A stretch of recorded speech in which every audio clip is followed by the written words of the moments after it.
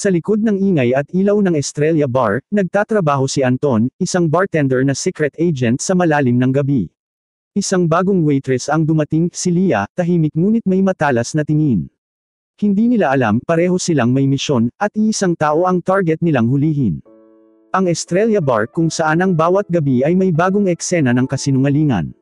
Mula sa pulang ilaw na kumikislap sa kisame hanggang sa amoy ng alak na laging nakadikit sa hangin, lahat ng pumapasok dito ay may tinatakasang katotohanan. Para kay Anton Reyes, ito ang pinakamadaling lugar para magtago ng pinakamahirap na misyon. Sa unang tingin, mukha lang siyang tahimik na bartender. Malinis ang haircut, simple ang damit, walang bakas ng tensyon sa mukha. Kung titingnan mo siya habang naghahalo ng rum at lime, iisipin mong hindi siya marunong sa kahit ano maliban sa paggawa ng perpektong cocktail. Pero sa ilalim ng puting shirt at apron ay ang katawan ng isang operatiba, mabilis, sanay sa panganib, at laging handang pumatay kung kinakailangan. Si Anton ay highly skilled secret agent ng isang covert unit na hindi kilala ng karamihan sa gobyerno. Walang opisina, walang ID, walang pangalan sa kahit anong database. Ang trabaho lang niya, pasukin ang mundo ng mga kriminal at wasakin sila mula sa loob. At ngayong gabi, narito siya dahil may hinahanap siya. Ang Ghost Client, isang aninong nag-ooperate ng walang mukha, walang boses, at walang nakakaalam kung nasaan.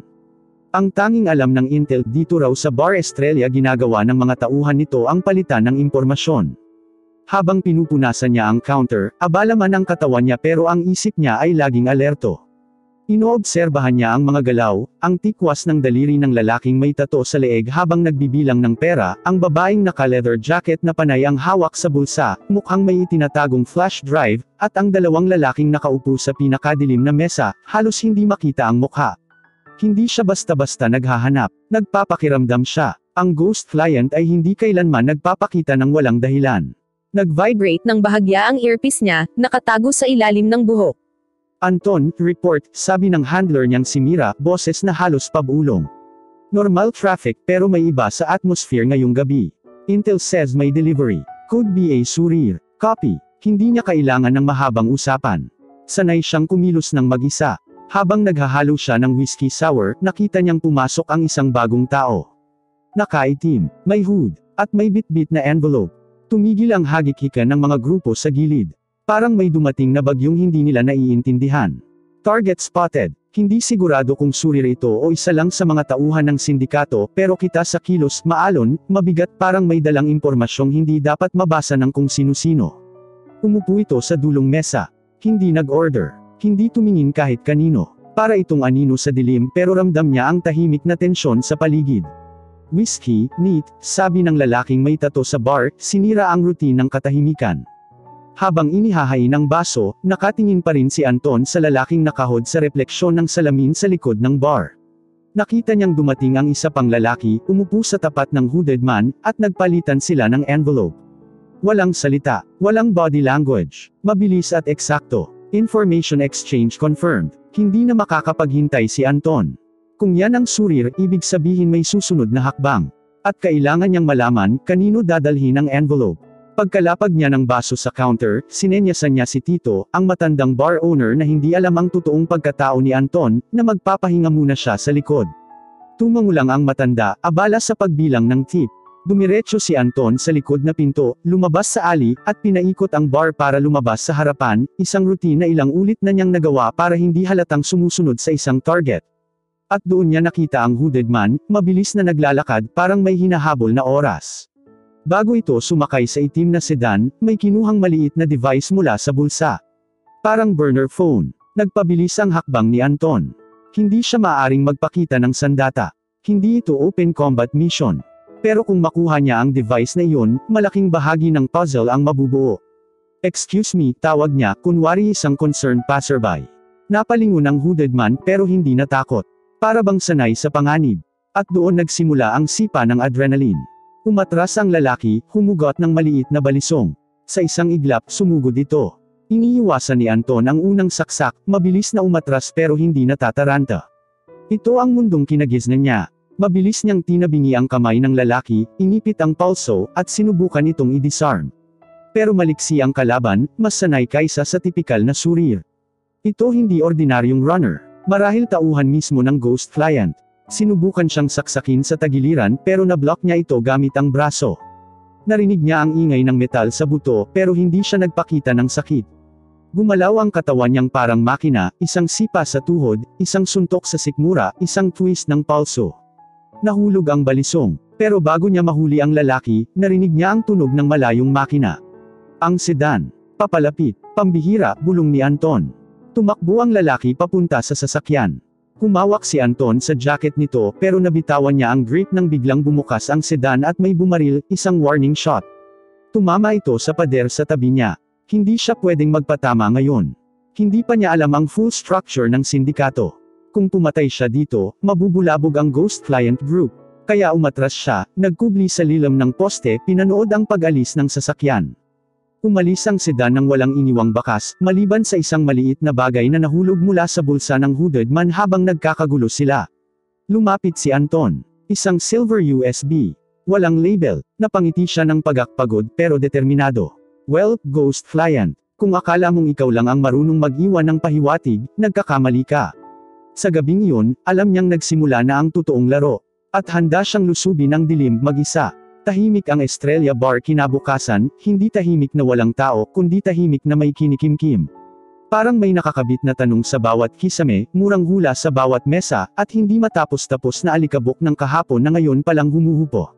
Hindi pa umaabot sa bar ang mga customer nang dumating si Leah. Simple ang suot, black jeans, plain white shirt, rubber shoes. Halos walang make-up, pero agad itong kapansin-pansin hindi dahil sa itsura, kundi sa kilos. Para siyang sanay umiwas sa anumang sagabal, parang dati na niyang pinag-aralan ang espasyo bago pa man siya tumapak dito. Tahimik niyang inayos ang buhok, tiningnan ang paligid, at sa kamarahang lumapit kay Tito, ang bar owner. Sir, Leo po, yung bagong waitress, mahina niyang sabi. Tumango si Tito at ngumiti. Oh, ikaw pala, mabait si Anton, siya muna magtuturo sa'yo.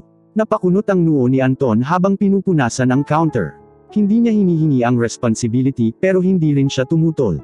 Tumingin siya kay Leo mula ulo hanggang paa, hindi mapanghusga kundi mapagmasid. Dito ka muna, sabi niya. Tumango si Leo, hindi nagbabago ang ekspresyon. Walang kaba, walang pag-aalinlangan. At doon nagsimulang kumislot ang instinct ni Anton. Hindi ito tipikal na baguhang waitress. Madalas, ang bago ay hindi alam kung saan ilalapag ang mga tray o paano kikilos sa bar. Si Leo. Nakabantay ang mga mata sa kilos ng tao, hindi sa sarili. Parang may inaabangan. Parang may sinusukat. At iyon ang unang nakapagpataas ng radar ni Anton. Habang tinuturuan niya si Leo kung nasaan ang glasses, ice well, fruit tray at kung paano e-balance ang serving plate, napansin niyang hindi siya tumitingin sa bote o gamit. Sa halip, sinusuri nito ang layout ng bar, mga blind spots sa CCTV, fire exit, pinto sa likod, pati posisyon ng mga ilaw. May problema? Tanong ni Anton, kunwari casual. Wala naman, mabilis na sagot ni Leah. Pero tumingin ito sa likod, sa may pintong patungo sa alley, parang nag-check ng fingerprint marks o resido. Parang may hinahanap, sigurado. Tanong ni Anton. Hindi niya pinipangasan ang boses pero malinaw ang subtext. Ngumiti si Leah, manipis, halos hindi halata. Sanay lang akong maging maingat.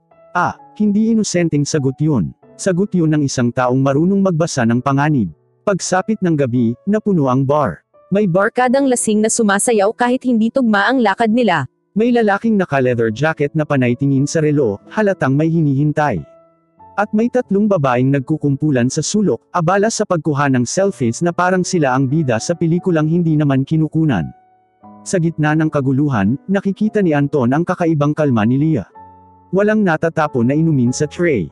Walang nababangga na customer. Hallway pa lang, alam na ni Leo kung saan siya dadaplis. Parang sanay sa high-pressure environment. Pero ang pinaka nagpatibay ng suspetsya ni Anton ay nang mangyari ang maliit pero malinaw na insidente. May lasing na customer na napalingon at muntik nang mabangga si Leo habang may dala siyang 2 baso ng beer. Dapat ay matapan ang laman.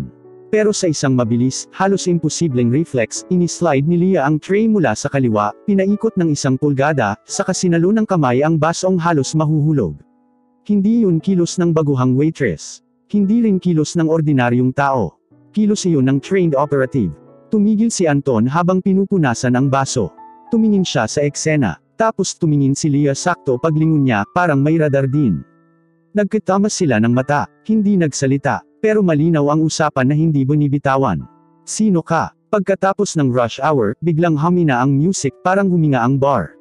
Nasa may gilid si Anton, inaayos ang boteng lock sa cabinet nang mapansin niyang lumapit si Leah at inilapag ang tray.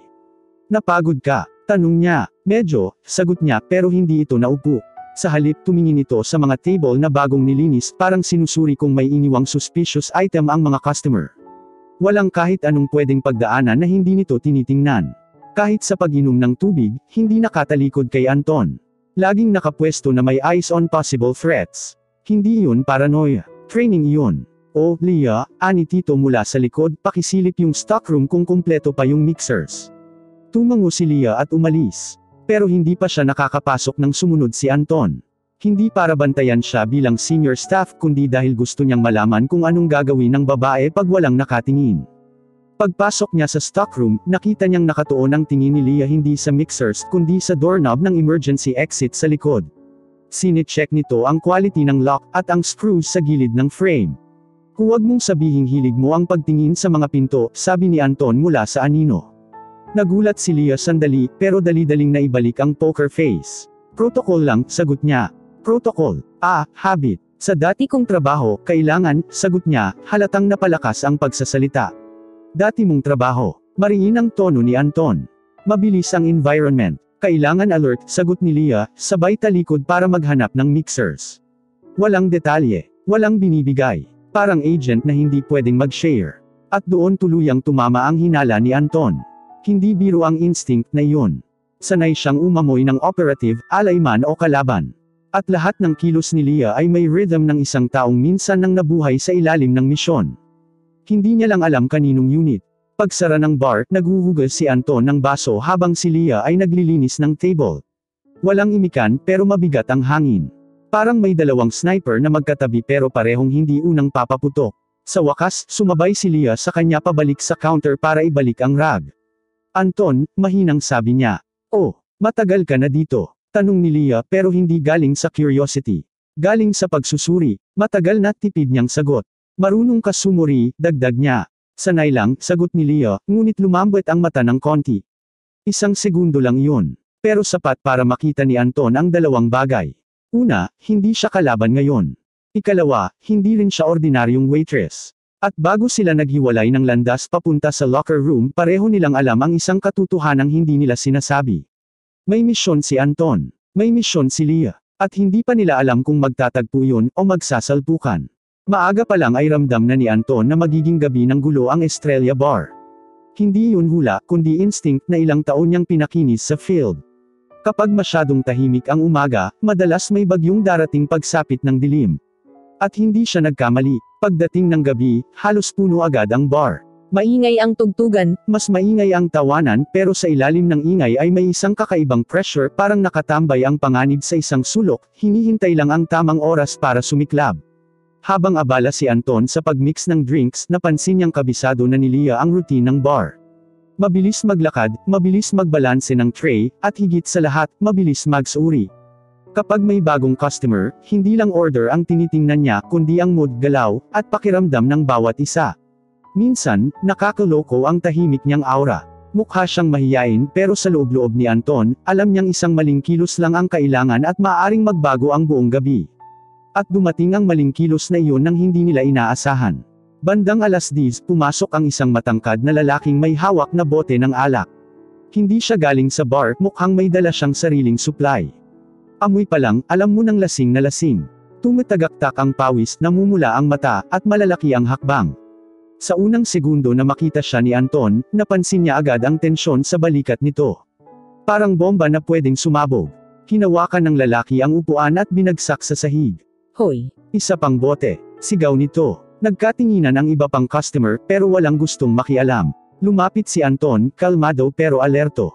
"Sir, bawal magpasok ng sariling bote. Pwede po kayong umorder dito. Wag mo kong tinuturo-turuan." Sigaw ng lalaki, itinaas ang bote. At doon gumalaw si Leah. Mula sa kabilang mesa, lumapit siya ng mabilis pero hindi halata. Dala ang tray pero inilapag agad iyon sa counter, sabay pamwesto sa gilid ng lalaki, sakto sa blind spot kung saan hindi agad nakikita ng target ang isang papalapit. "Sir," marahan niyang sabi pero ang posisyon niya ay pang control stance, hindi pang service stance. Napansin ito ni Anton. At doon nagsimula ang unang lihim nilang banggaan, hindi pa sa salita kundi sa instinct. Leah, ako nakbulong ni Anton pero hindi pa niya natatapos nang biglang pumihit ang lalaki at kumawala ang bote. Tumama ang bote sa mesa at nabasag ang baso. Pero bago pa tumama ang anumang piraso ng salamin kay Leah, umatras siya ng eksakto, hindi sobra, hindi kulang. Reflex iyon. Reflex ng trained operative. Napataas ang kilay ni Anton. At lalo pang tumindi ng sumugod ang lalaki. Sa isang iglap, sabay gumalaw sina Anton at Leah. Hinablut ng lalaki ang braso ni Leah pero mas mabilis si Anton. Nablock niya ang grab, iniwas ang kamay ng lasing, sabay tinwist ang pulso nito. Umalangaw-ngaw ang daing ng lalaki. Pero bago pa man magtuloy ng follow-up move si Anton, may naunang kilos si Leah. Hinawakan niya ang balikat ng lalaki mula sa likod, ginamit ang timbang nito para ma-off balance. Isang eksaktong pagdiin, hindi brutal pero sapat para mawalan ito ng balansi.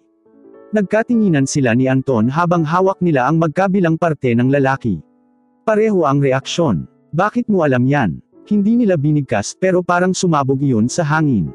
Lumalaban ang lalaki pero wala siyang laban sa dalawang taong parehong may training na hindi dapat nila ipinapakita. Anton, sigaw ni Tito. Anong nangyayari dyan? May nagwawala lang, boss, sagot ni Anton pero nakalock pa rin ang tingin kay Leah. May spark, hindi romantiko sa una kundi spark ng pagkabigla, pagkakilala, at pagko-question. Sa isang mabilis na galaw, tinulak ng lalaki si Leah pero umatras siya at agad na bumaba ang sentro ng bigat, isang X ng tuhod, isang shift ng paa.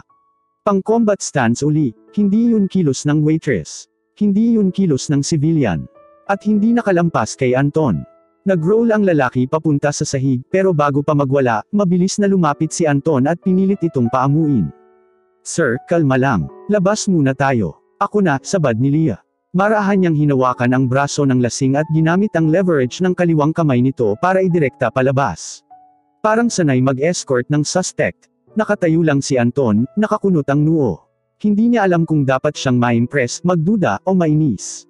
Siguro lahat. Nang mailabas nila ang lalaki sa pinto, nagpasalamat ang ibang customer sa kanilang dalawa. Tumingin si Leah kay Anton, hinihingal ng bahagya. Parehong hindi makapagsalita sa loob ng ilang sandali. Sila lang sa hallway. Tahimik, mabigat, at parang dalawang leon na nagpaikot-ikot, sinusukat ang lakas ng isa't isa.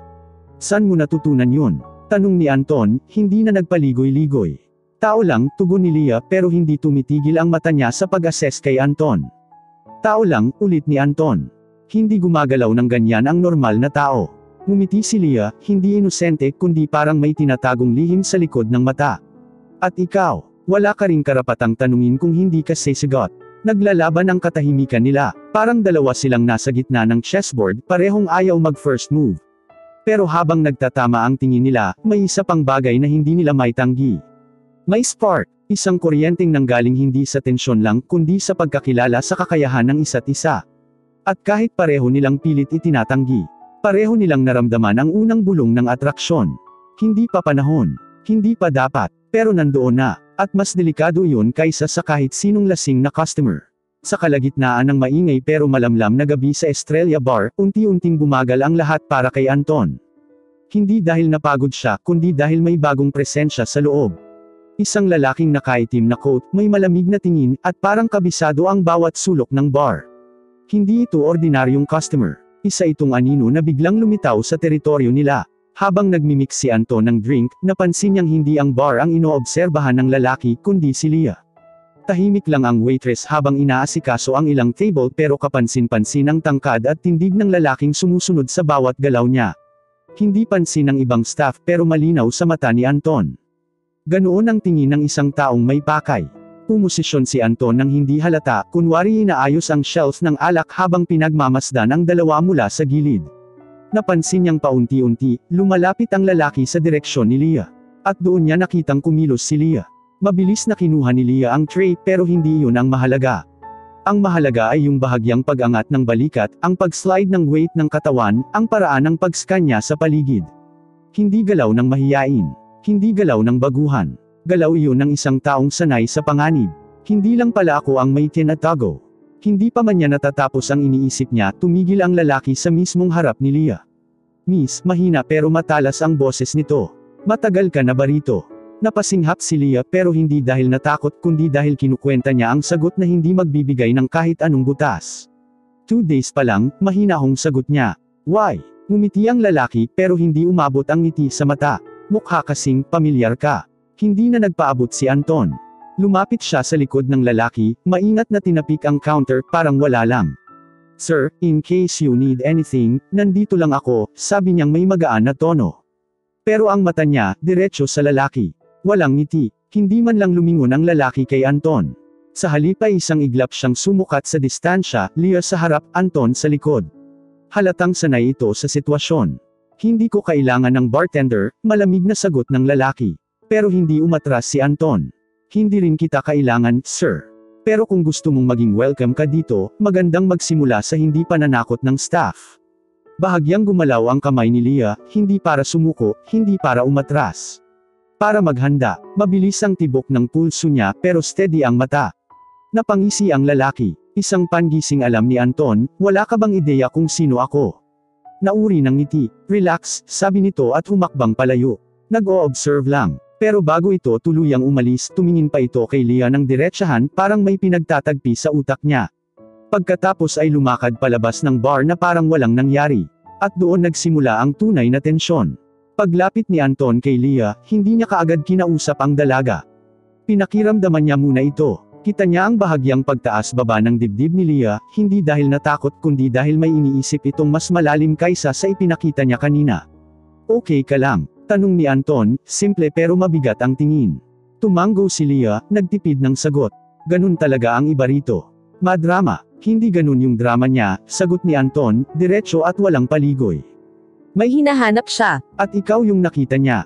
Saglit na tumigil si Leah. Hindi ako special, Anton.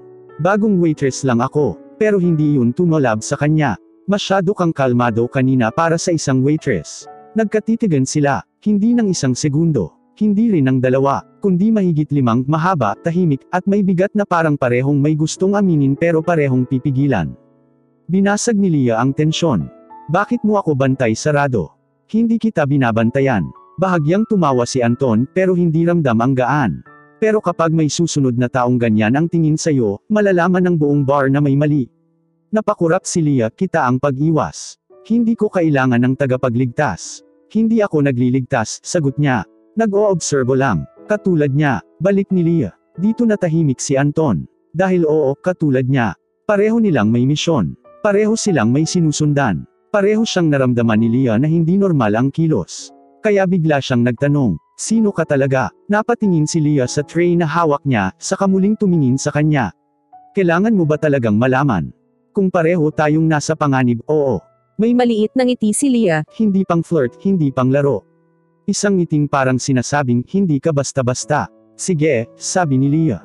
Ikaw muna. Natawa si Anton, magaan pero may halong pag-iingat. Bartender. Hindi totoo yan.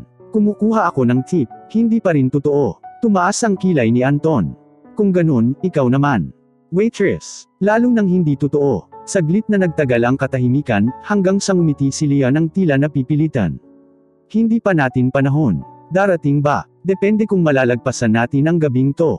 Pagbalik nila sa kani-kanilang pwesto, parehong nag-aalab ang tensyon na hindi nila maamin. Hindi romantic, hindi pa. Mas parang dalawang aso't pusa na hindi sigurado kung mag-aaway ba sila o magtatabi. Pero isang bagay ang malinaw, nagbago ang dynamics. Si Anton, mas alerto kina Leah at sa lalaking pumasok kanina. Si Leah naman, mas maingat sa bawat kilos ni Anton, na para bang sinusukat kung kaaway ba siya o kakampi. At habang umiikot ang musika at kumikislap ang ilaw ng Estrella Bar, may dalawang agent na hindi pa nagkakakilanlan ang formal na pumasok sa laro. At parehong hindi alam kung sino ang mauunang mahulog. Sa panganib o sa isa't isa. Malalim na ang gabi nang mapansin ni Anton ang kakaibang galaw sa likod ng bar. Wala namang delivery, walang inventory check, at wala ring staff na dapat naka-assign doon sa oras na iyon. Pero bukas ang pinto ng backroom, nakasiwang, sapat para makatawag ng atensyon ng isang taong sanay sa maliit na detalye. Hindi siya nag-atubili. Hinintay niyang umalis ang isang grupo ng customer, saka dumulas papunta sa likod, natural ang lakad pero handa ang bawat kalamnan. Paglapit niya sa backroom, mas lalo niyang naramdaman na may mali. Tahimik, walang kalus-kus, at hindi amoy clean ng supplies gaya ng dati. May amoy ng electronics. Bagong bukas na wire. Amoy ng device. Hindi ito pang bar. Dahan-dahan niyang itinulak ang pinto. At doon niya nakita. Sa ilalim ng mesa, hindi maayos na nakatago, may maliit na black case, halatang hindi pagmamayari ng Estrella Bar. Nang buksan niya, tumambad ang compact surveillance setup, micro-transmitter, audio bug, at isang lapis na parang ordinaryo pero may naka-embed na camera lens. Hindi ito para sa sindikato. Ito ay para sa isang agent. At isang tao lang ang may access sa lugar na iyon maliban sa kanya. Si Leah. Napahawak si Anton sa edge ng mesa. Hindi dahil nagulat siya, kundi dahil kinumpirma nito ang hinala niya, ang bagong waitress ay hindi basta alerto. Hindi basta mabilis. At hindi basta takas sa panganib. Undercover siya. Pero para saan? Para kanino? At pinakamasama, posible ba siyang bahagi ng isang unit na nag-iimbestiga rin sa target nila? O mas malala, nasa panig kaya siya ng sindikato? Itiniklop ni Anton ang case at ibinalik sa eksaktong pwesto. Hindi pwedeng malaman ni Leah na nakita niya iyon, hindi pa. Kailangan niya muna ng buong larawan bago siya gumawa ng hakbang. Isasara na sana niya ang pinto nang may naramdaman siyang presensya sa hallway. Mabilis na nag-slide ang kamay niya sa bulsa, ready sa kahit ano. Pero isang staff lang pala, dumaan lang. Umayos siya kaagad ng lakad, umalis sa backroom na parang normal lang. Ngunit sa loob niya, may bagong apoy ng pag-iingat. At pagdududa. Samantala, sa mismong oras na iyon, abala si Leah sa pag-obserba sa isang customer na nasa dulo ng bar. Maamo ang mukha, pero masyadong pino ang kilos. Masyadong maingat. At may kumpas na pang-professional ang paghawak ng baso. Hindi siya ordinaryong lasing. Hindi rin ordinaryong dumadaan lang. Pero bago pa niya ito mabantayan ng husto, napansin niyang may gumalaw sa kabilang gilid. Isang anino. Mabilis. Tahimik. Si Anton. Sumunod ito sa customer, hindi halata pero malinaw sa mata ni Leah, hindi ito normal na bartender move. Ang lakad may rhythm, may sinusundan, may sinusuri, at doon nanlamig ang likod niya. Hindi siya simpleng empleyado. Sa tuwing sumusulyak si Anton sa paligid parang may kakayahan itong basahin ang mga tao. Hindi siya nag-uunahan sa tip. Hindi siya nagpapakyut sa customer. Para siyang guard na naka-disguise. Kaya habang lumilipat ang customer mula sa isang table papunta sa restroom, sumunod si Anton nang halos walang tunog. Sumunod si Leah sa distansya, hindi para makialam kundi para i-confirm ang hinala niya. At doon tumama ang pinakamalaking tanong ng gabi. Sinusundan ba niya ang customer? O sinusundan ba niya ako? Tumigil ang customer sa restroom hall. Si Anton ay 2 meters sa likod. Inayos niya ang apron, kunwari naglilinis ng sahig. Pero hindi nadaya ang mata ni Leah. Ang weight distribution ng lalaki, nakababa ang balikat ready stance, isa sa paa nakapwesto para sa biglang galaw. Hindi yun body language ng isang tao na naghihintay lang. Yun ang stance ng isang agent. Hindi rin nakaligtas kay Leah ang paglingon ni Anton, isang mabilis na sulyap, sapat lang para malaman niyang may sumusunod. At nagtagpo ang tingin nila. Saglit lang, pero sapat para kumoryent ang buong sitwasyon. Hindi yun tingin ng dalawang empleyado. Iyon ay tinginan ng dalawang taong nagbabantay ng lihim. Nagbabantay sa isa't isa, at parehong may tanong, ikaw ba ang dapat kong katakutan? Pagbalik nila sa main area ng bar, tila walang nangyari. Nagsalin ulit si Anton ng drink, at si Leah ay nag-deliver ng order. Outsider wouldn't notice. Pero para sa dalawa, nagbago ang hangin. Mas mabigat, mas mapanganib. Dumaan si Leah malapit sa bar, kunwari magre-refill ng tubig. Hindi niya tiningnan si Anton, pero marahan siyang nagsalita. Busy ka yata sa pagsunod kanina. Hindi gumalaw si Anton. May suspicious na customer. Sinundan mo kasi ng sobra, sabi ni Leah, mahinang boses pero may diin. Tumigil sa paghalo si Anton. Ikaw, bakit ka rin sumusunod? Routine check. Para sa waitress, mabilis kang kumilos. Para sa bartender, masyado kang alerto. Hindi nagbago ang mukha ni Anton. Hindi rin ngiti, hindi rin galit. Pero ang mata niya, matama, parang sinusukat ang bawat salita ni Leah. So, sabi niya ng dahan-dahan, ano nga ba talaga ang trabaho mo? Ngumiti si Leah, hindi friendly, hindi rin hostile. Isang ngiting puno ng lihim. Ano ba talaga ang trabaho mo, Anton? Hindi umimik ang lalaki, at hindi rin siya iniwanan ni Leah ng follow-up question. Dumiretso siya sa kabilang table, iniwan si Anton na nakatayo sa gitna ng bar na ngayon ay parang battlefield. Sa sumunod na oras, magkaibang direksyon sila nagtrabaho, pero iisang bagay ang hindi nila maiwasan. Ang pagtingin sa isa't isa. When Leah set down a drink, she'd glance at the counter, only to catch Anton already watching her. When Anton poured whiskey, he'd look up to find Leah subtly analyzing him like she was studying a threat. Pareho silang agent, pareho silang trained, at pareho silang hindi handang magpakatanga. Pero sa gitna ng tensyon, may kakaibang spark na gumagapang, hindi nila planado, hindi nila gusto pero nandoon. At kasama ng spark na iyon, ang hindi mapigil ang tanong. Kung pareho kaming may tinatago, sino ang unang mabubulgar? Ang gabing iyon sa Estrella Bar ay dapat ordinaryo lang. Maingay, puno ng alak, at may kalat-kalat na lihim. Pero bago pa man makapag-adjust sina Anton at Leah sa tensyon nilang dalawa, may dumating na signal na hindi nila inaasahan. Isang malaking putok sa labas. Kasunod ang sabay-sabay na sigawan. At kasunod pa yun, ang pinakaayaw marinig ng kahit sinong undercover agent. Raid, move, lumabas kayo. Pero hindi pulis, hindi task force. Ang mga pumasok ay nakaitim na tactical gear, walang insignia, walang mukha, walang babala. Syndicate unit, mga tauhan ng ghost client. At halatang may hinahanap sila. Pagpasok ng unang grupo, bumagsak ang isang mesa, nagsigawan ang mga customer, at mabilis na nagtakbuhan ang mga empleyado. Pero sina Anton at Leah, hindi tumakbo. Hindi makakatakas ang ordinaryong takas dito. Kailangan nila ng diskarte. Nagkatinginan silang dalawa mula sa magkaibang dulo ng bar. Hindi usapan ang naganap, hindi tanong, isang tingin lang. Working together, walang choice. Unang kumilos si Anton. Mabilis siyang sumubsob sa likod ng counter para kuhain ang nakatagong metal bar na ginagamit daw sa pag-aayos ng shelf pero iba ang timbang nito. Ginawa niya itong improvised weapon, habang ang mga mata ay mabilis na sumusuri sa bilang ng mga armadong lalaki. 7 sa entrance, 2 sa likod, 2 pa sa hallway, 11, at sari-sarili ang target. Habang nag-a-adjust si Anton, gumalaw si Leah. Mula sa gilid, kinuha niya ang tray na parang ordinaryong waitress move lang. Pero mabilis niyang tinanggal ang rubber pad sa ilalim, inilabas ang maliit na blade na nakatago roon. Kung nagtatago ng surveillance device si Leah, mas lalo itong nagtatago ng armas. Anton, sigaw niya ng mahina pero matalim, sabay abot ng tingin.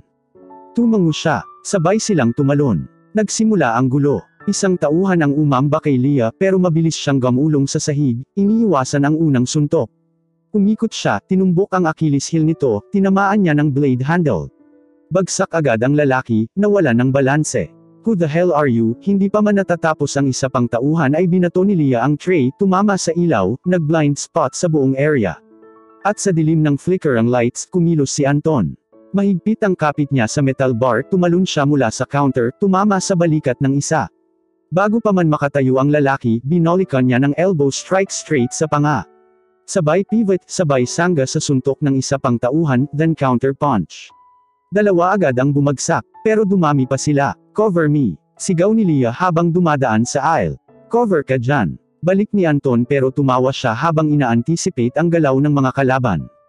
Isang tauhan ang biglang naglabas ng baril. Napakers si Anton. Leah. Pero hindi natakot ang babae.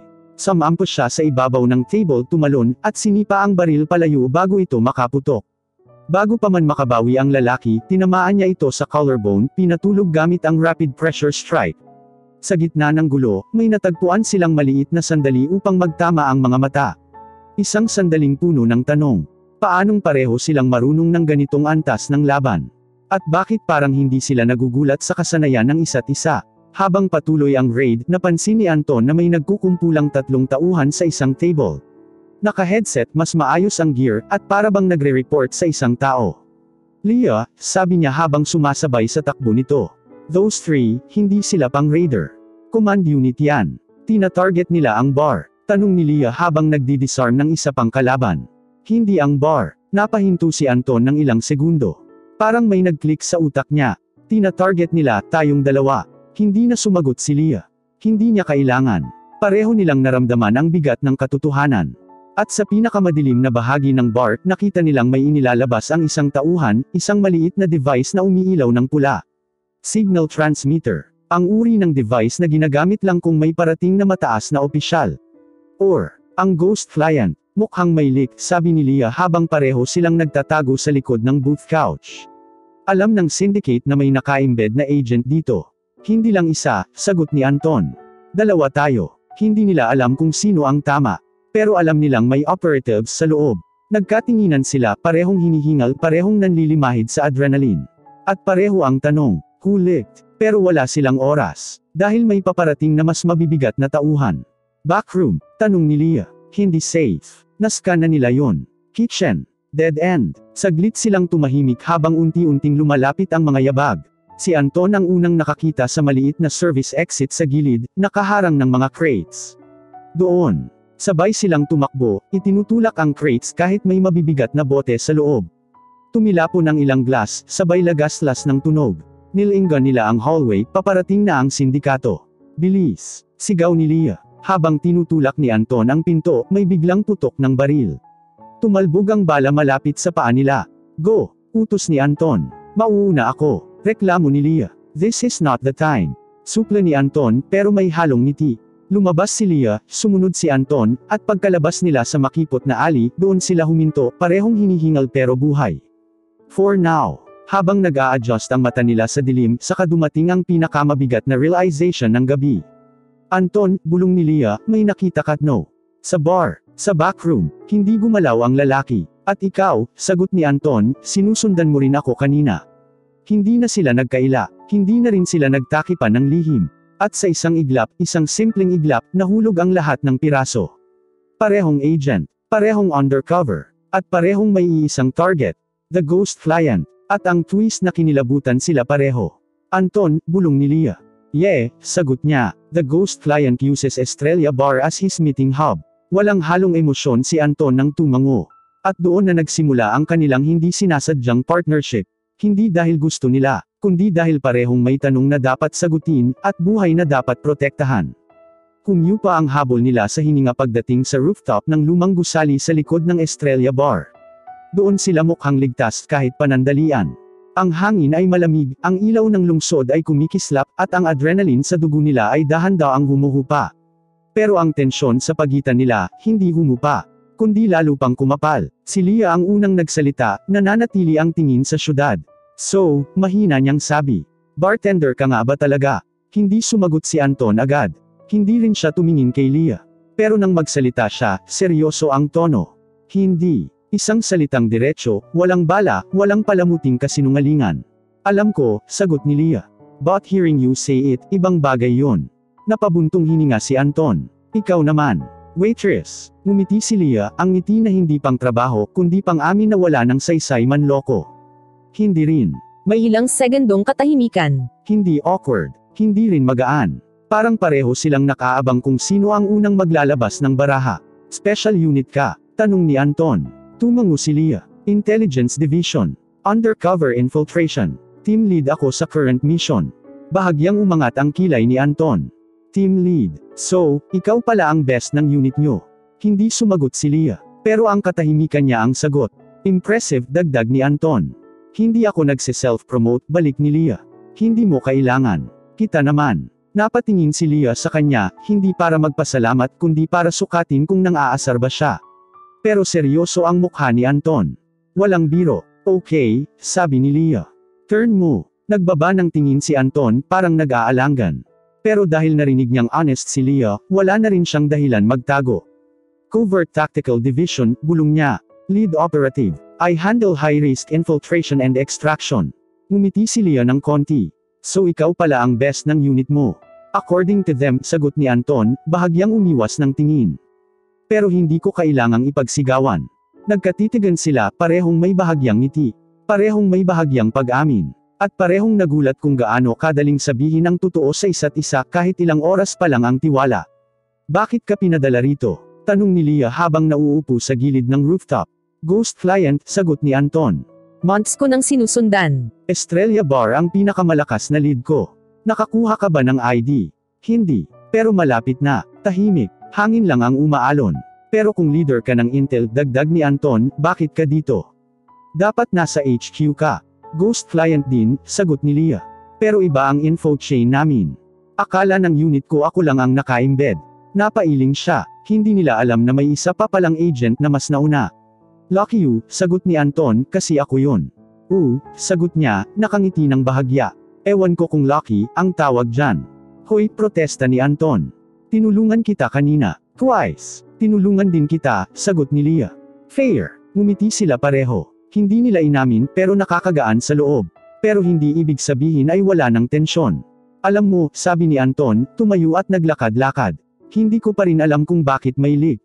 Tinitingnan mo ba ako? Tanong bigla ni Leah, diretsahang tono. As suspect, tumigil si Anton. Hindi. Sigurado ka. Kung leak ka, sabi niya, hindi mo ko ililigtas kanina. Umiling si Leah. Hindi sapat yan. Lahat ng skilled agents may kaya silang doblehin ang laro. Kasama ka ba roon? Tanong ni Anton. Ngumiti si Leah. Posible. Napailing si Anton pero napangiti rin. Ikaw talaga. Habang lumalim ang gabi, mas lumalim ang usapan. Binuksan nila ang ilang bahagi ng buhay na hindi nila madalas ibahagi kahit sa sariling team. Si Anton, na halos lumaki sa field, bihirang magtiwala dahil sanay siyang may traidor sa paligid. Si Leah, na maagang naging prodigy sa Intel pero madalas na iwanang mag-isa dahil too efficient raw siya. At ang dalawang taong iyon, sanay mag-isa, sanay magtago, ngayon ay nakaupo magkatabi sa rooftop, nagsasabing ang totoo sa isa't isa. Unthinkable. Pero nangyari. Ngunit kasabay ng katotohanan, may ibang bagay na unti-unting sumisingit. Isang uri ng tensyon na hindi nila planado. Hindi nila hiniling. Hindi rin nila dapat nararamdaman. Nang biglang hamangin at lumipad ang buhok ni Leah, tumigil si Anton sa pagsasalita. Saglit na tumambay ang tingin niya sa mukha nito, hindi sa mata, hindi sa bibig kundi sa kabuuan ng ekspresyon nito habang nakatingin sa ilaw ng syudad. Beautiful in a sharp and dangerous way. Napansing nakatitig siya ni Leah. Agad siyang umiwas, kunwari nag-adjust ng earcom na wala naman. Ano yun? Tanong ni Leah. Wala. Aba, sagot niya, hindi ka marunong magsinungaling sa akin. Hindi ako nagsisinungaling kontra ni Anton. Hindi ko lang sinasabi. Tumawa si Leah, hindi pilit, hindi patago, kundi tawa na parang unang beses niya ulit maramdaman. At sa unang pagkakataon, parang naluwagan ang dibdib ni Anton. Pero hindi ibig sabihin ay safe na. Anton, sabi ni Leah, nagiging seryoso ang tono. Kung magtutulungan tayo, kailangan ko ng garantiya. Kagaya ng, hindi mo itutuloy ang mission mo ng solo. Hindi mo ako iiwan. Hindi ko ginagawa yon. Hindi pa, sagot ni Leah, tumitig ng diretsyo. Pero alam kong kaya mo. Umirap si Anton. Ikaw rin. Ha, may aura kang kaya mong gawin lahat mag-isa. Hindi Leah. Mas malalim ang boses ni Anton ngayon. Mas totoo. Mas hindi na kayang itago.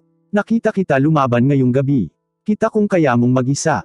Kaya mo rin akong iwan. Pero hindi mo ginawa. Hindi siya nagsalita si Leah. Nakatitig lang, halatang may tinatama sa loob niya ang mga salitang iyon. Magtitiwala ka ba? Tanong ni Anton. Dahan-dahan tumango si Leah. Kung magtitiwala ka rin. And for the first time sa buong gabi, pareho silang nagsabi ng totoong oo nang hindi binibigkas ang salita. Sa ilalim ng malamig na hangin, sa gitna ng lungsod na puno ng panganib at intriga, dalawang agent ang unti-unting nagbuo ng isang hindi planadong partnership. Hindi pera ang pumukaw. Hindi utos ng unit. Hindi pangangailangan. Kundi ang simpleng ngunit delikadong katotohanan ito. Sa gitna ng misyon, sila ang unang taong nakaintindi sa isa't isa. At doon nagsimula ang bahagyang tiwala. At doon din nagsimula ang hindi maamin-amin na attraction na mas delikado pa sa mismong ghost client. VIP night sa Estrella Bar. Ang gabing matagal ng kinatatakutan at hinihintay ng lahat ng undercover units na gumagalaw sa dilim. Ang ilaw ay mas madilim kaysa karaniwan. Ang musika ay mababa ang tono. At bawat mesa ay pawn ng mga taong bihis mamahalin pero mabigat ang kilos. Kahit sino ay pwedeng kaaway, at kahit sino ay pwedeng boss. Nasa bar counter si Anton, halatang hindi mapakali. Kanina pa siya pinapakabog ng adrenaline. Sa kabilang dulo naman, tahimik na nakatayo si Leah, hawak ang tray, pero nakapatay ang focus sa mga pinto.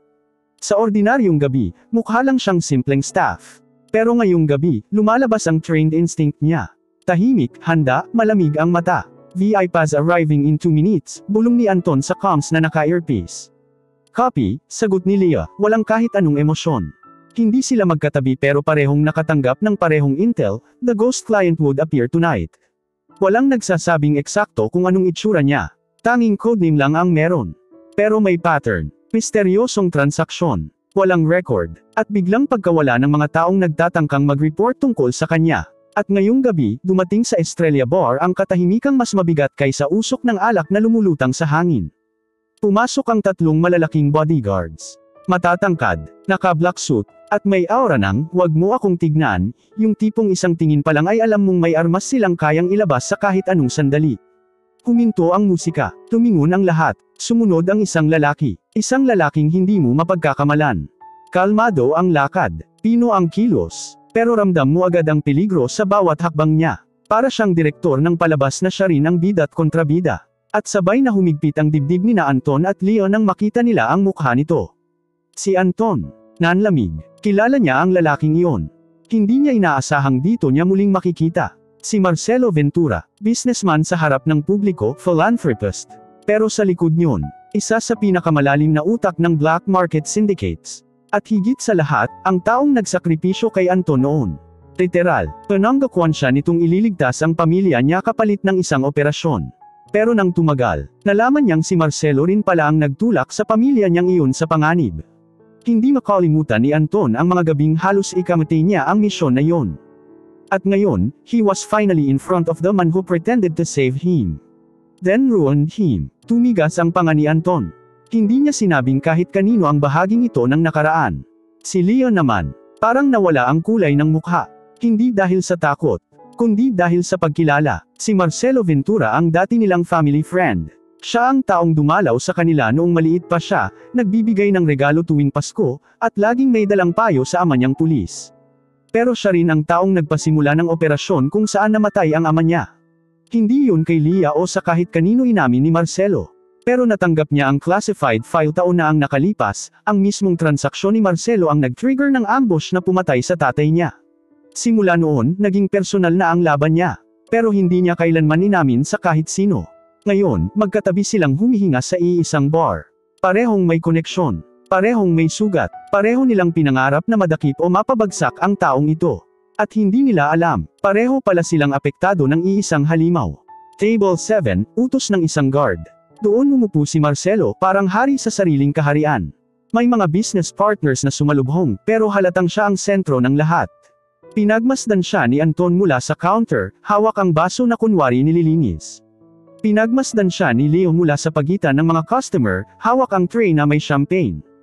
Nagtagpo ang mata ni na Anton at Leo.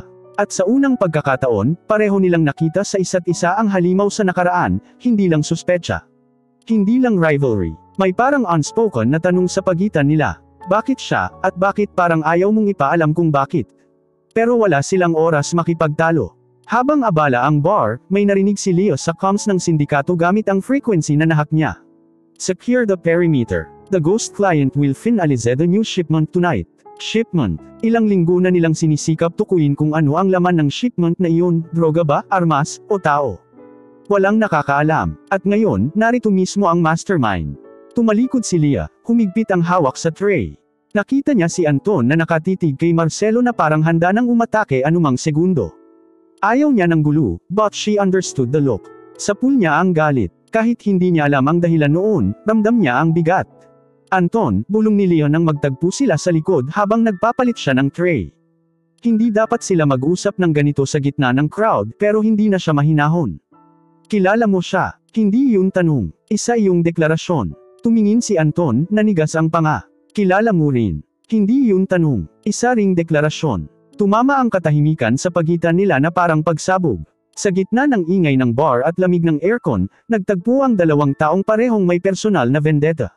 At sa unang beses, nakita nila ang totoong kalaban. Hindi nila alam kung ano ang mangyayari sa susunod. Pero malinaw ang isang bagay. Hindi lang ito mission. Ito ay paghaharap sa multo ng nakaraan, pareho nilang multo. At ngayong nagpakita na ang ghost client, wala nang atrasan. Kumyu pa ang habol nila sa hininga pagdating sa rooftop ng lumang gusali sa likod ng Estrella Bar. Doon sila mukhang ligtas kahit panandalian. Ang hangin ay malamig, ang ilaw ng lungsod ay kumikislap, at ang adrenaline sa dugo nila ay dahan-daang humuhupa. Pero ang tensyon sa pagitan nila, hindi humupa, kundi lalo pang kumapal. Si Leah ang unang nagsalita, nananatili ang tingin sa syudad. So, mahina niyang sabi. Bartender ka nga ba talaga? Hindi sumagot si Anton agad. Hindi rin siya tumingin kay Leah. Pero nang magsalita siya, seryoso ang tono. Hindi. Isang salitang diretso, walang bala, walang palamuting kasinungalingan. Alam ko, sagot ni Leah. But hearing you say it, ibang bagay yon. Napabuntong hininga si Anton. Ikaw naman. Waitress. Ngumiti si Leah, ang ngiti na hindi pang trabaho, kundi pang amin na wala ng saysay manloko. Hindi rin. May ilang segundong katahimikan. Hindi awkward. Hindi rin magaan. Parang pareho silang nakaabang kung sino ang unang maglalabas ng baraha. Special unit ka? Tanong ni Anton. Tumango si Leah. Intelligence Division. Undercover Infiltration. Team lead ako sa current mission. Bahagyang umangat ang kilay ni Anton. Team lead. So, ikaw pala ang best ng unit nyo. Hindi sumagot si Leah. Pero ang katahimikan niya ang sagot. Impressive, dagdag ni Anton. Hindi ako nagse-self-promote, balik ni Leah. Hindi mo kailangan. Kita naman. Napatingin si Leah sa kanya, hindi para magpasalamat kundi para sukatin kung nang-aasar ba siya. Pero seryoso ang mukha ni Anton. Walang biro. Okay, sabi ni Leah. Turn mo. Nagbaba ng tingin si Anton, parang nag-aalangan. Pero dahil narinig niyang honest si Leah, wala na rin siyang dahilan magtago. Covert Tactical Division, bulong niya. Lead Operative. I handle high-risk infiltration and extraction. Ngumiti si Leah ng konti. So ikaw pala ang best ng unit mo.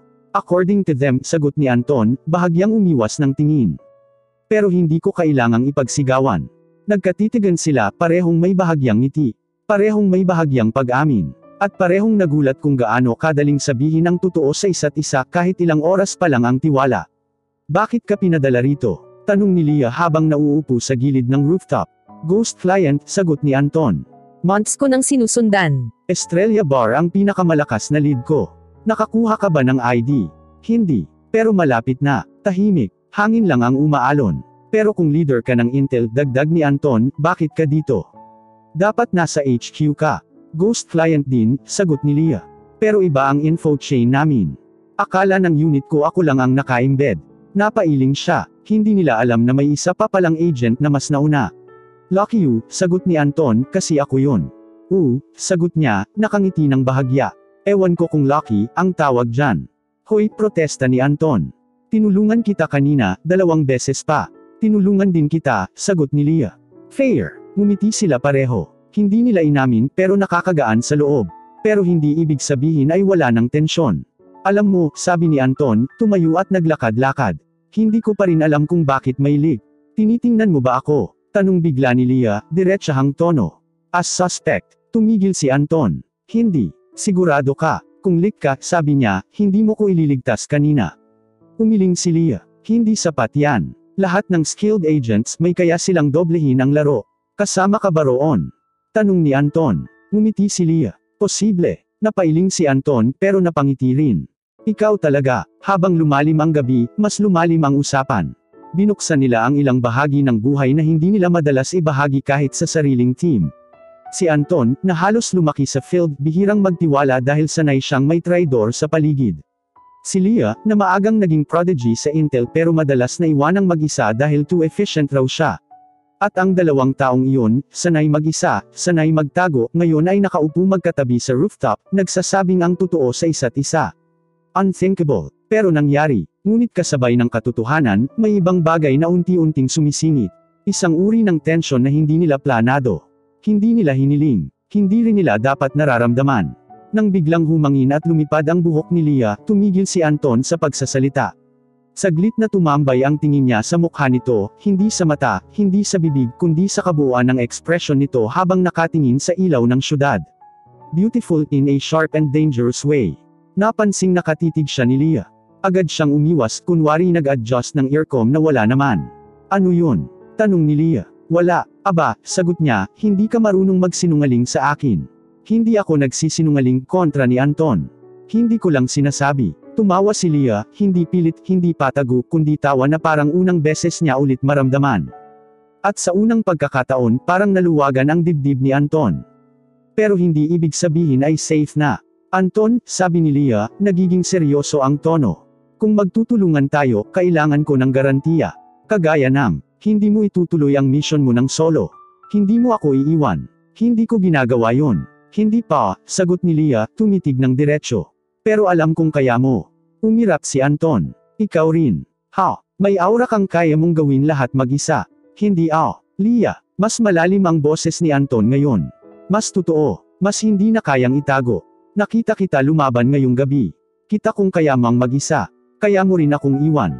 Pero hindi mo ginawa. Hindi siya nagsalita si Leah. Nakatitig lang, halatang may tinatama sa loob niya ang mga salitang iyon. Magtitiwala ka ba? Tanong ni Anton. Dahan-dahan tumango si Leah. Kung magtitiwala ka rin. And for the first time sa buong gabi, pareho silang nagsabi ng totoong oo nang hindi binibigkas ang salita. Sa ilalim ng malamig na hangin, sa gitna ng lungsod na puno ng panganib at intriga, dalawang agent ang unti-unting nagbuo ng isang hindi planadong partnership. Hindi pera ang pumukaw, hindi utos ng unit, hindi pangangailangan, kundi ang simpleng ngunit delikadong katotohanan ito. Sa gitna ng misyon, sila ang unang taong nakaintindi sa isa't isa. At doon nagsimula ang bahagyang tiwala. At doon din nagsimula ang hindi maamin-amin na attraction na mas delikado pa sa mismong ghost client. Ang gabi sa Estrella Bar ay nagmistulang impyerno. Ang ilaw ay kumikislap, may natapong baso sa sahig. At ang hangin ay mabigat sa usok. At adrenaline. Sa harap nila, nakatayo si Marcelo Ventura, the ghost client, na ngayon ay alam na nilang walang maskara ang kanyang pagmamanipula. Si Anton at Leah, magkatabi sa bar counter, nakatutok sa bawat galaw niya. Hindi na sila nagtatago, hindi na sila nagbabalat kayo, pareho silang nakahanda. Sa huli, hindi mo ako maloloko, boses ni Marcelo, malamig at puno ng pang-aalipusta. Hindi rin kami mahina, sagot ni Anton, tumatayo habang hawak ang bar metal rod na naging improvised weapon. Si Leah, dahan-daang umikot at nilinaw ang aim ng maliit niyang sidearm, ang mata ay nagliliyab. Hindi sa galit lang, kundi sa determinasyon na tapusin ang gabi ng buo. Together, bulong niya, halos sabay ng pagtingin sa mata ni Anton. Tumango siya, pareho silang nakapako sa target, at sa unang segundo, nagsimula ang kaigtingan ng aksyon. Ang unang galaw ng ghost client ay mabilis. Naglabas siya ng weapon na hindi inaasahan. Pero sina Anton at Leah ay handa. Si Anton ang unang tumalon mula sa counter, tinamaan ang isang gwardya na humarang sa daan. Sabay galaw si Leah, sumigaw sa direksyon ng isa pang tauhan at mabilis na pinutok ang sandata sa paa nito. Hindi mamamatay, pero sapat para mawala sa laban. Nagulo ang buong bar, ang mga bisita ay tumalon sa sahig. Umiwas sa mga lulan na delikado. Habang si Marcelo ay tumatawa ng may pangungutya, ngunit hindi sila natitinag. Sa isang iglap, nagkaiba ang direksyon ng bar. Si Anton ay pumasok sa likod ng counter. Nilusob ang isa pang gwardya. Sabay buntong ng suntok na nagpahulog sa kalaban. Si Leah, mabilis, sumama sa hallway. Dinig ang putok ng baril sa bawat echo ay dumadagundong sa dingding. Muntik na silang matabunan ng pagputok ng ilaw. Pero sa bawat galaw, ramdam nilang pareho nilang naiintindihan ang isa't isa ng walang salita. Ito ang synchronicity ng dalawang trained agents. Parehong nag-aalab, parehong alerto, parehong nakatutok sa parehong layunin. Lumabas sila sa alley sa likod ng bar, patuloy na sinusundan si Marcelo. Ngunit ang rooftop advantage ni Anton at ang street smarts ni Leah ang nagbigay sa kanila ng upper hand. Right side, sigaw ni Anton, at sabay silang nagbalik. Nag-crossfire sa mga huling gwardya. Sa pamamagitan ng kombinasyon ng physical combat at firearm precision, unti-unti nilang na-flush ang target. Isa-isang natumba ang mga tauhan, at sa huling galaw, si Anton ang nagharap kay Marcelo sa ground-level chokehold. Habang si Leah ay nagbantay sa paligid. Natapos na ito, malakas na boses ni Anton, at ramdam ni Leah ang hawak niya, hindi lang laban, kundi ang tiwala sa isa't isa. Si Marcelo ay bumagsak sa lupa. Walang galaw, walang taktika. Ang ghost client na dati ay isang multo sa gabi, ay ngayon ay tunay na tao lamang. Napalubog ng dalawang taong hindi nag-alinlangan sa isa't isa. Pagkatapos ng misyon, tahimik na tumambay ang dalawa sa itaas ng bar, sa rooftop. Wala ng alarma, wala ng tactical radio, wala ng sindikato. Ang lungsod ay tahimik, ang ilaw ay malamlam sa paligid, at ang hangin ay malamig pero presko. Si Anton, nakaupo sa gilid, tumingin kay Leah. Alam mo, hindi ko inakala na gagawin mo ang lahat para sa misyon na ito. At sa totoo lang, hindi ko rin akalaing ganito tayo kakabit sa bawat galaw. Ngumiti si Leah, nakadikit ang katawan sa balikat ni Anton, ngunit may tamang distansya pa rin. Propesyonal, hindi lang misyon ang pinaglaban natin. Pareho rin nating inaalagaan ang isa't isa. Tumigil si Anton at tumingin sa kanya ng diretsyo. Alam mo ba, sa gitna ng gulo, ramdam ko na, may iba pang dahilan kung bakit hindi kita iniwan. Hindi lang misyon. Napangiti si Leah, bahagyang tumingin sa kalangitan. Hindi rin ako nag-iisa sa pakiramdam na yun. Kahit na ayaw natin aminin. Tumigil sila, nakatinginan sa isa't isa, ang mga mata puno ng tanong at sagot ng hindi binibigkas. Ngunit dumating ang mahirap na desisyon, ang pagiging agent ay may hangganan. After this, sabi ni Anton, we can either go back, maghiwalay bilang agents, or... Tumigil siya, hindi matapos ang huling salita. Si Leah, alam ang ibig niyang sabihin, tumingin sa kanya ng diretsyo. Walang alinlangan. Or we continue together. On duty. And in love. Ngumiti si Anton. Ang unang maluwag ng ngiti matapos ang lahat ng gabing puno ng tensyon at laban. Together, bulong niya, at hawak niya ang kamay ni Leah. Hindi na sila nagdalawang isip. Ang pag-akyat nila mula sa rooftop pabalik sa bar ay hindi katulad ng dati. Ang bawat hakbang ay may katiyakan. Ang bawat sulyap sa isa't isa ay may tiwala. Sa labas, may paparating na van para sa kanilang extraction. Ngunit bago sumakay, si Anton ay tumigil. Leah, sabi niya, mahina at matamis, hindi ko alam kung nasaan tayo sa susunod. Pero kailangan mong malaman, ikaw ang pinaka-maaasahan kong partner, sa lahat ng bagay. Ngumiti si Leah, at sa unang pagkakataon, hindi niya itinatago ang emosyon. And you, Anton, ikaw ang hindi ko akalaing magiging dahilan para, matutunan kong magtiwala muli. At sabay silang sumakay sa van, hawak ang isa't isa, handa sa kung anumang misyon na darating. Ngunit sa unang pagkakataon, alam nilang pareho nilang natagpuan, hindi lang ang ghost client ang nanabigo. Kundi pati ang kanilang takot sa pag-ibig at pagtitiwala. Sa labas ng lungsod, habang umaalis ang van sa dilim, may simpleng katahimikan sa loob. Walang salitang kailangan. Walang pangako na sinasabi, ngunit ramdam ang lahat. Magkasama sila, hindi lang sa misyon, kundi sa puso rin. 6 na buwan ang lumipas. Ang Estrella Bar at ang chaos ng Ghost Client Mission ay tila ba'y panaginip na lang. Bagaman ang mga peklat ng nakaraan ay nanatili, lalo na sa puso ni na Anton at Leah. Sa lahat ng operasyon na kanilang sinalihan, wala pa ring kasabay ang tensyon at adrenaline na naramdaman nila noong gabi ng huling hit. Ngayon, nasa ibang lungsod sila, ibang bansa, at ibang buhay. Ngunit hindi pa rin sila nagkakahiwalay. Ang assignment nila, magpanggap na mag-asawa, isang undercover cover-up mission sa isang high-profile syndicate na kailangan ng domestic facade. At bilang magkatuwang, ito na ang pagkakataon nilang mas kilalanin ang isa't isa nang hindi laging nakatayo sa gilid ng bar o sa rooftop na puno ng panganib. Ang hotel suite na kanilang tinutuluyan ay elegante ngunit discreet. Walang gaanong tao, walang mga kamera, ang pagkain ay simple. Ang ambience ay tahimik, ngunit bawat galaw ay may halong ginhawa at tensyon. Kung gagawin nating realistic to, sabi ni Anton, habang inaayos ang maliit nilang dining table. Kailangan nating magsimula sa mga pangalan. Si Leah, nakatingin sa kanya habang may ngiti sa labi, tumango. Mr. at Mrs. Montemayor, maganda ba? Tama, at parang mas bagay sa atin. Napatawa si Leah, hindi sa biro. Ngunit sa ngiti niya, May kasamang kiliti ng puso na parang unang beses nilang nagkasama sa rooftop. habang kumakain sila ng simpleng hapunan. Pareho silang nag-uusap tungkol sa mga bagay na hindi nila napag-uusapan noong aktibong misyon. Ang musika na gusto nila, ang pagkain, ang mga simpleng araw na wala sa panganib. Para sa unang pagkakataon, ramdam nila ang ordinaryong buhay. Pero may kakaibang halong kilig dahil pareho silang nagtatago sa peking kasal para sa misyon. Sa kalagitnaan ng dinner, napatingin si Anton kay Leah habang nagbabalik tanaw sa misyon. Alam mo, sabi niya, mahina ngunit may intensity. Noong una tayong nagkita, akala ko kakampi ka lang sa laban. Pero ngayon, huminto siya sandali, tiningnan ang mata niya, ikaw ang gusto kong makasama sa bawat laban at sa bawat ordinaryong araw. Napahinto si Leah, nahulog ang tinidor sa plato niya, at napangiti. Isang tawa na mahina ngunit puno ng emosyon. Anton, bulong niya, lumapit ng konti. Hindi ko rin inakala, pero pareho tayo. Hindi lang mission, hindi lang cover, totoong nararamdaman ko rin yun.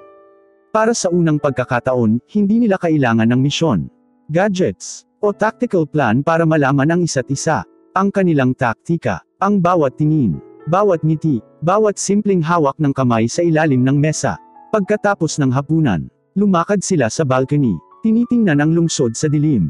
Ang hangin ay malamig, ngunit ramdam nila ang init ng presensya ng isa't isa. Unti-unti, naglapit si Anton kay Leah, hinawakan ang kamay niya, at walang salita. Ang simpleng galaw na iyon ay nagpatibay ng unspoken truth.